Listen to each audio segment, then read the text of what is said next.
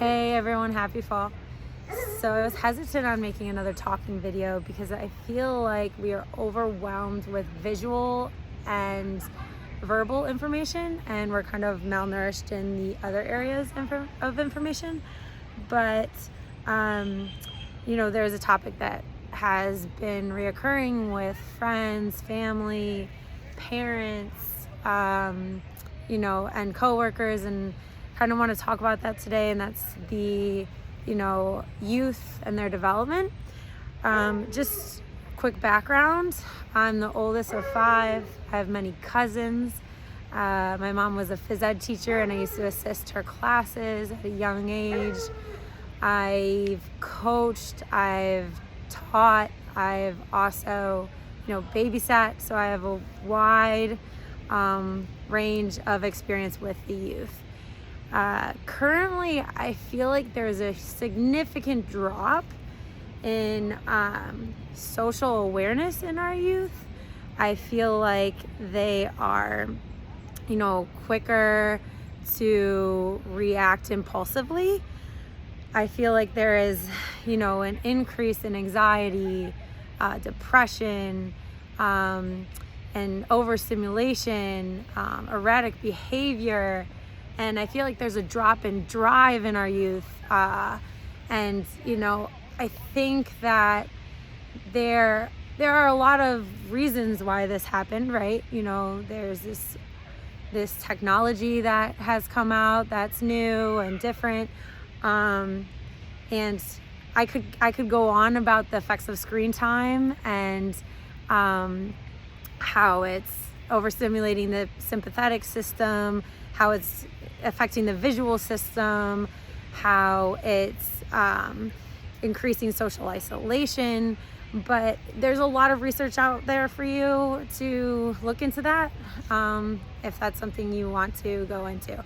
And today I kind of am just hoping to talk more about solutions, or things that I've found to be significantly helpful when working with the youth nowadays.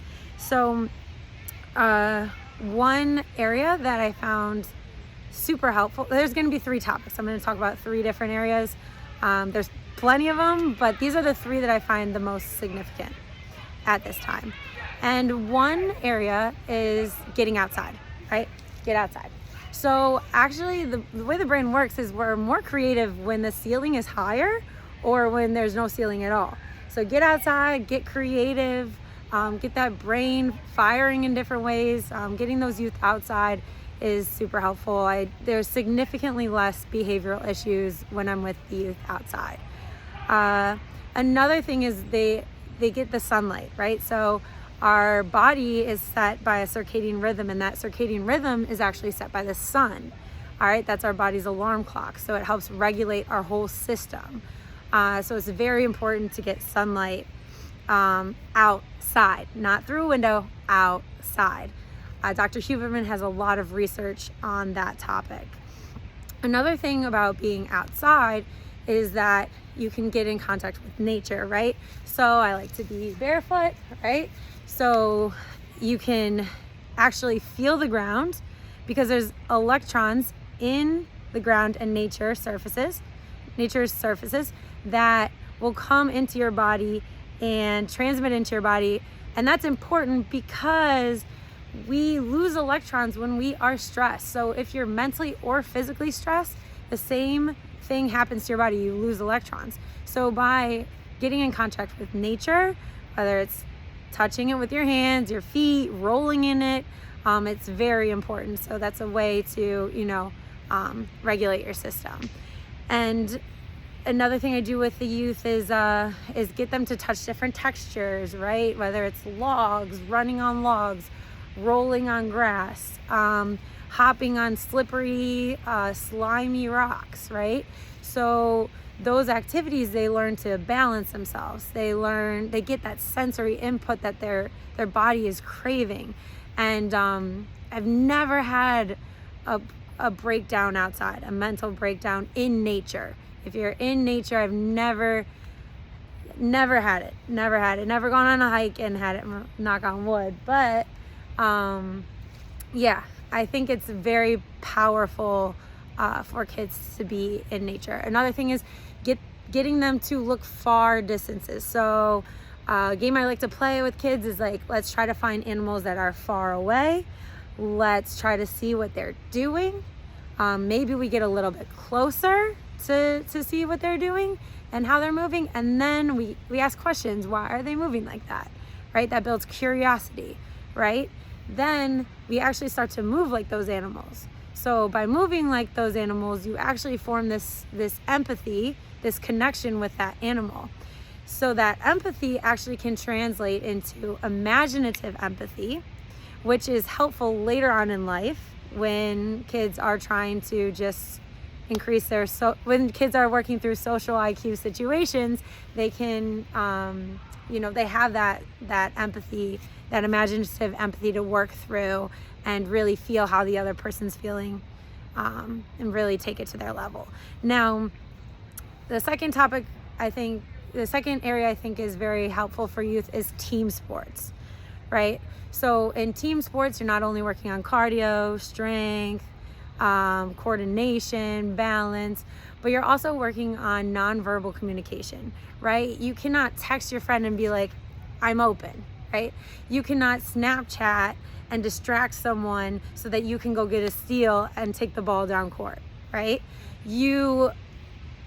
In sports, team sports, you have to communicate nonverbally a lot of the times to let other players know what you're thinking, right? So you use facial expressions to run a play, right? Or hand gestures to run a play, right? You use body positioning to tell them that you're open, right? You use touch to create this advantage in the game, right? You're physically touching another person to create an advantage. And you feel other people touching you and realize if they are creating an advantage on you. So that's very important. Other things that are communicated through team sports is this idea of playing roles, right? I think that's very important in society, this idea to work as a team and play roles. So team sports allow individuals to step in and out of roles fluidly, right? So a player could be the quarterback or they could be the point guard calling the plays, and they can also be the person getting the rebounds, making the passes. They might even hold down the paint and become a center or a goalie at one point. So they're able to move in and out of roles, especially at a young age, and experience what those roles, how those roles affect the team overall, right? So they're able to move within those roles in a season, in a game, in even just a play, and take on different responsibilities, right? So this allows them to see what they're successful at, what they need work on, what other players are successful at, what other players need work on. And, overall, it allows them to, celebrate the roles on the team and celebrate success together and how the roles all play a part in the success. It also helps them to realize, when a team loses, it's not just one person's fault, and you don't just blame one person, right? There are different pieces that played a part in that loss. So another thing about team sports is that it also it helps the youth problem solve in a non-threatening environment, right? So the youth are more likely to take on challenges, right? They're more likely to try something that they haven't tried before. It's not the same stress as homework or getting good grades or a presentation or a test. It's the stress is much lower. If the person misses a shot, they can get the rebound and make up for it, right? If the person gets the ball stolen from them, they can run down court and try to block the shot, right? So it allows them to make mistakes, to mess up, and to learn from them. right? So that's really important as well. And then encourage your teammates when they make a mistake, right? So those are some of the benefits of team sports. There's plenty of them that I could go through right now, but those are some of the benefits. And then the third topic I want to discuss is roughhousing. So roughhousing is something I'm kind of newly bringing into the youth. I've been always roughhousing with children and babysitting, and they love it, throwing them around and flopping them, and pillow fights is something that children really seek out. But I've just been more so trying to implement it into the classes that I run, because I feel like it is very beneficial to the youth. So post-pandemic, it was hard to teach the girls in basketball how to, make contact, especially on a box out, because they were so used to keeping 6 foot distance, right? So I first started just putting them back to back, trying to knock each other out of a circle, box each other out of the circle. I also started to work with kids who were families or comfortable doing sleepovers, and they try just simple games where they're tapping the shoulders, tapping the knees, right? And now we do a lot of more aggressive games. If you don't feel comfortable initially starting off with aggressive games, that's totally cool. You can start off with easy risk games, right? Feeling the power of yourself and feeling the other person's power. And that's great. And then you can lead into something a little bit more aggressive if participants want, like shoulder taps, knee taps, like hugs. There's plenty of options and games that you can play to try to solve those problems. Now, the cool thing about roughhousing is, one, on a scientific level, it actually increases oxytocin, which is a connection chemical. So it's really powerful to do, parents with children. It's powerful for friends to do, because it creates this connection with another person. It also, that creation of the oxytocin is released, but it's also an inhibitor of cortisol, which is the stress hormone, right? So it helps to, downregulate your system and, make you feel good as well. So those are that's scientifically why it's pretty powerful. But, it's also really cool because in kids especially, it allows for different areas of the brain to light up simultaneously. So that helps for child development. It helps to exponentially increase child development because the sensory input is so rich. Now, the sensory input is very rich because you are so close to someone, right? You are, you're in direct eye contact with them. You're smelling them. You're feeling them. You might even taste them if they stick a foot in your mouth.